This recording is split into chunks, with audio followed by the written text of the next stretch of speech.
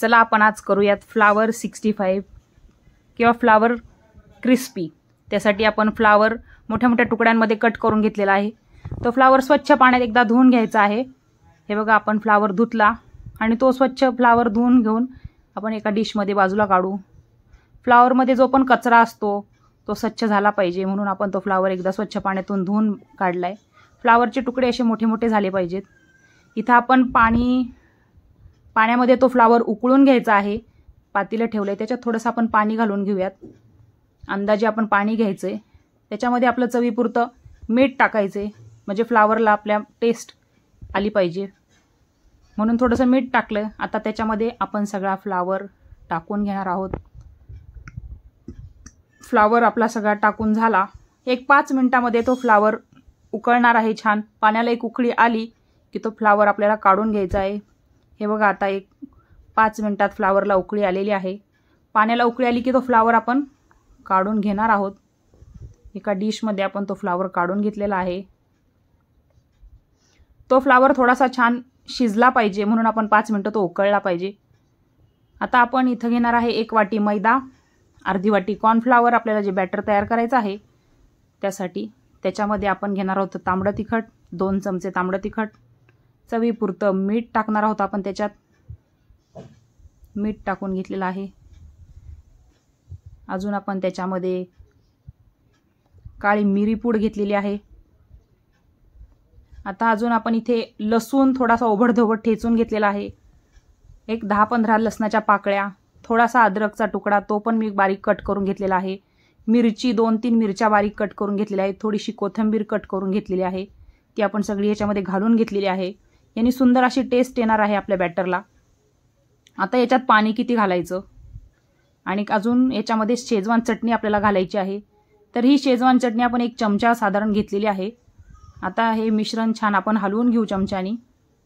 हे मिश्रण एकदा हलवलं चमच्यानी की आपण त्याच्यामध्ये थोडं थोडं करून पाणी घालणार आहोत। आपल्याला लागेल तसं आपण त्याच्यामध्ये पाणी घालायचं आहे। साधारण 1 वाटी पाणी आधी घातलं पाहिजे आपण। त्याच्यानंतर आपल्याला जसं लागेल बॅटर छान तयार होईल अशा पद्धतीने पाणी घालायचं आहे। हे बघा बॅटरचं कोटिंग एकदम सुंदर असं तयार झालेलं आहे। आता इथं आपण तेल तापायला ठेवलेलं आहे। तेल तापेपर्यंत आपण फ्लावर त्या बॅटरमध्ये टाकून घेणार आहोत आणि छान डीप करून तो फ्लावर आपल्याला फुल गॅसवर तेल तापलं, छान तेलाला उकळी आली की आपण ते टाकणार आहोत। तेल एकदम गरम झालेलं आहे आणि आपण तो फ्लावर तळून घेणार आहोत। फ्लावर तळायला तेल एकदम फुल गॅसवरती तापवून घ्यायचं आहे आणि आपण एक एक डीप करून तो फ्लावर त्या बॅटरमधून टाकणार आहोत तेलामध्ये। एक 5 मिनिटात छान तळून होणार आहे आपला फ्लावर। फ्लावर एकदम क्रिस्पी होतो तळून। फ्लावर आधी आतमध्ये आपण शिजवून घेतलेला आहे। 5 मिनिट उकळून घेतल्यामुळे त्याला खूप वेळ लागत नाही। एक 5 मिनिटात आपल्याला फ्लावर शिजून होतोय। एकदम क्रिस्पीपणा त्या कोटिंगला आलेला आहे। हे बघा आपण तो फ्लावर काढून घेतलेला आहे। तेल सुद्धा या फ्लावरमध्ये काही बसत नाही, तेलकट होत नाही, ॲब्झॉर्ब होत नाही तेल।